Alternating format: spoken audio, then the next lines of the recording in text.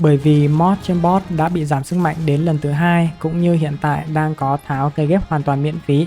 Vậy đây chính là thời điểm thích hợp để các bạn xây dựng lại đội hình để khiến mọi người có lợi thế trong những trận đấu tiếp theo nhé.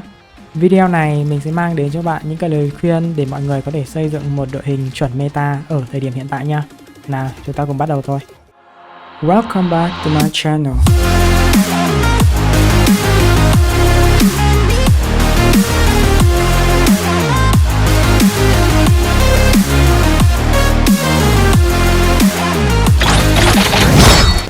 Mech Arena là trò chơi rất đáng sợ bởi những cái loại vũ khí có phát bắn đơn và gây ra lượng sát thương khủng khiếp.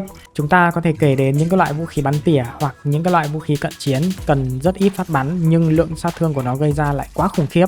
Bởi vậy khi mod ra mắt, tất cả những loại vũ khí có ít phát bắn mà gây ra lượng sát thương lớn đều dễ dàng bị khắc chế bởi mod đa lớp.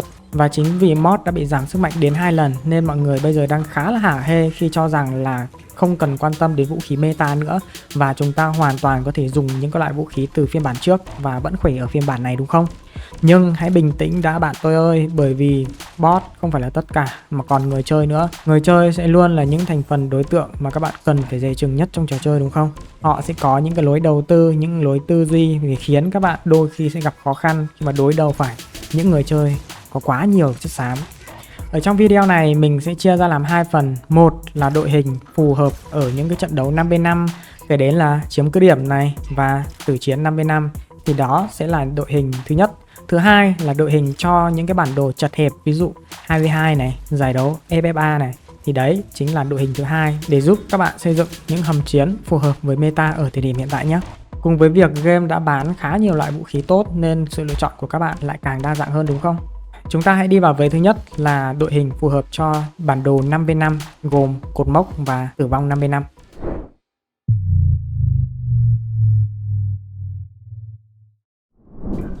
Ở dạng bản đồ này thì các bạn hoàn toàn có thể tự tin là việc một người chơi có thể cân 3 cân 4 là điều không thể cho dù anh ta có nạp tiền đi chăng nữa. Lưu ý, trong video này chúng ta sẽ không xét đến việc người chơi hạ lực chiến full sao tím nhé.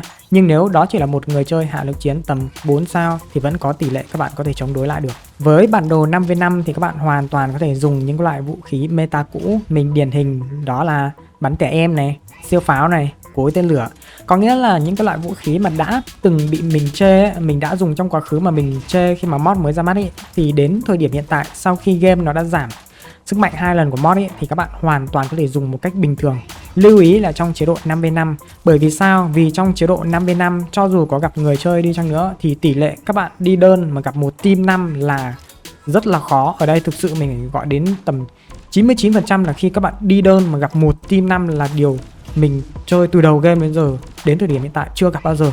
Nên mình có thể khẳng định với các bạn là với những cái bản đồ 5v5 ấy thì việc các bạn sẽ chỉ phải đối đầu cùng lắm là với 2 người chơi thôi. Nên các bạn cho dù là dùng đội hình cũ đi chăng nữa, các bạn vẫn có thể gây một cái thế ép đến đối phương vì là mod trên bot bị giảm sức mạnh. Và với cái việc là trong trận đấu có 5v5 mà bên kia là có những con bot mà nó đã bị giảm sức mạnh về mod rồi thì những cái loại vũ khí từ xưa của các bạn nó vẫn hiệu quả. Một đôi bắn tỉa em, một đôi siêu pháo vẫn rất hiệu quả, cối tên lửa vẫn rất hiệu quả, phóng lao pháo xoáy vẫn rất hiệu quả. Thì đó chính là lời khuyên của mình dành cho những cái bản đồ 5v5. Các bạn hoàn toàn có thể chơi những loại vũ khí từ phiên bản trước mà hoàn toàn không cần e ngại bất kỳ điều gì cả. Việc của các bạn là hãy chú ý quan sát. Nếu như có lỡ gặp phải những con nào đó huyền thoại thì sẽ cần nhiều đơn bắn hơn, nhưng hãy chú ý một trận đấu sẽ không có quá nhiều thứ huyền thoại để các bạn phải đối mặt đâu. Nên hãy tự tin, quan sát và điều phối trận đấu thật là tốt thì các bạn sẽ có thể đi đến chiến thắng mà thôi. Tiếp theo chúng ta sẽ nói về chế độ FFA và chế độ 2v2.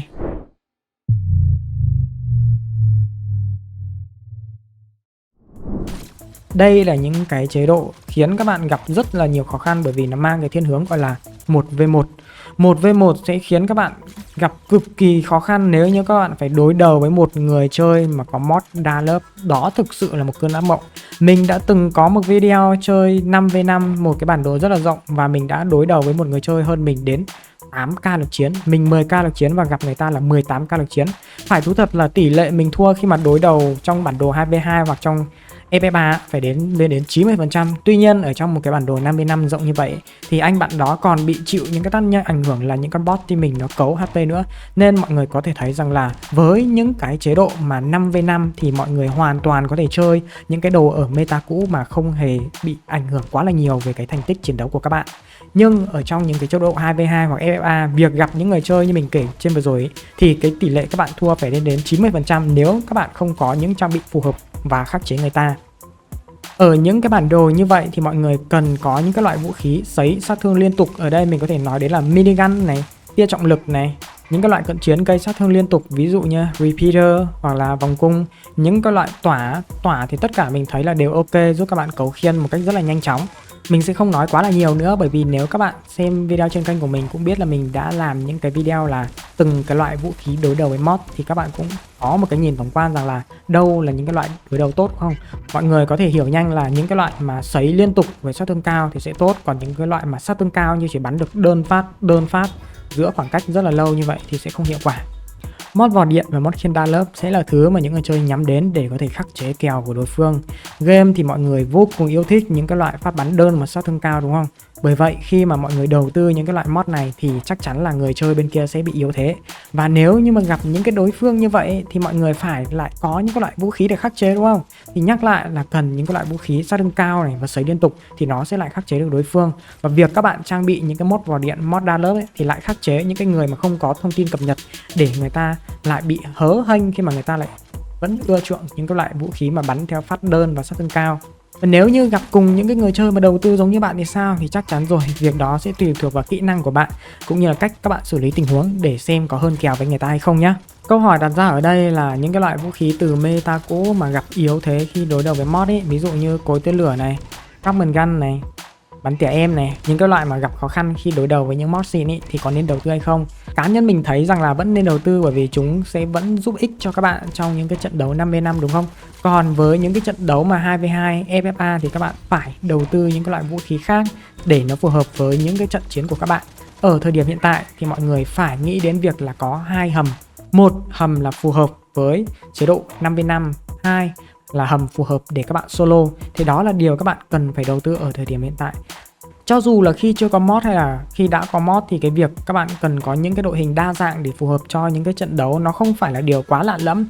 Tuy nhiên ở thời điểm hiện tại thì việc này nó cần rạch ròi hơn rất là nhiều, nó cần rõ ràng hơn và nó cần phân minh hơn. Các bạn ngày trước thì có thể chơi chung, thậm chí là các bạn còn có thể lôi cối tên lửa vào 2v2 được. Nhưng mà nếu như mà các bạn bây giờ mà còn lôi cối tên lửa vào 2v2 ấy, mà gặp những người chơi mà người ta trang bị mod quá là tốt ấy, thì chắc chắn rồi nó sẽ không được. Hoặc là các bạn lôi bắn tỉa em vào một cái bản đồ 2v2 ngày xưa thì một phát là bay, nhưng mà nếu mà gặp những người chơi mà người ta trang bị quá là cẩn thận đi thì vẫn lại không được. Nên ở thời điểm meta như bây giờ thì mọi người cần phải xác định là xây dựng nghiêm chỉnh hẳn hoi hai cái hầm. Một là hầm để giúp các bạn chiến khỏe khi mà solo, hai là hầm giúp các bạn chiến khỏe khi mà chơi những cái chế độ 5v5 nhé. Mod ra mắt thì giúp cho robot của các bạn mạnh hơn rất là nhiều. Cái thứ bị đánh vào đây ấy, chính là những cái loại vũ khí sốc sát thương, nó sẽ bị đánh rất là nặng nề. Nhưng mà việc bot nó bị giảm thì có thể là hiểu là một phần là nó vẫn không bị hoàn toàn loại bỏ khỏi trò chơi, mà việc các bạn cần hướng đến là một đội hình đối đầu với những bot và một đội hình đối đầu solo khỏe với những người chơi bên kia. Đó là tất cả những gì mà mình muốn truyền đạt với các bạn trong video này. Nếu các bạn không xem video này, mình nghĩ là sẽ có nhiều bạn sẽ gặp khó khăn trong vấn đề đầu tư. Mọi người sẽ nghĩ trong đầu là những cái loại vũ khí meta cũ tôi hoàn toàn có thể dùng tự tin và thoải mái, tôi chẳng cần phải đầu tư cái gì cả. Nhưng khi mà các bạn gặp những cái chế độ cần vào 2v2 để làm nhiệm vụ này, hoặc là các bạn cày giải đấu FFA, các bạn đầu tư thiếu ấy, thì chắc chắn là mọi người sẽ bị thiệt thòi. Hoặc là có những bạn mà bảo là tôi sẽ phải đầu tư nguyên một cái đội hình mới, tôi sẽ phải đập đi xây lại. Thì nếu mà suy nghĩ như vậy thì sẽ lại rất là hối tiếc và các bạn sẽ tốn quá nhiều tài nguyên. Bởi vậy video này cần được sinh ra để đưa các bạn những cái lời khuyên, những cái góc nhìn để mọi người thấy rằng là những cái cũ tôi vẫn có thể dùng và dùng theo cách này, và tôi cũng cần phải có những cái mới để đối phó với những người chơi ở meta mod hiện tại. Video của mình hôm nay đến đây thôi, hy vọng nó không quá ngắn cũng không quá dài, và điều mình mong muốn hơn hết là có thể cung cấp cho các bạn một cái nhìn tổng quan, một lối tư duy để các bạn có thể xây dựng được những cái đội hình hợp lý để các bạn có một cái trải nghiệm tốt nhất trong trò chơi. Và đừng quên, nếu thấy video hay và hữu ích thì hãy like và đăng ký kênh để giúp mình có thể làm thêm nhiều video chất lượng hơn, giúp các bạn có trải nghiệm tốt nhất về trò chơi nhé. Và hẹn gặp lại các bạn trong những video tiếp theo. Bye bye.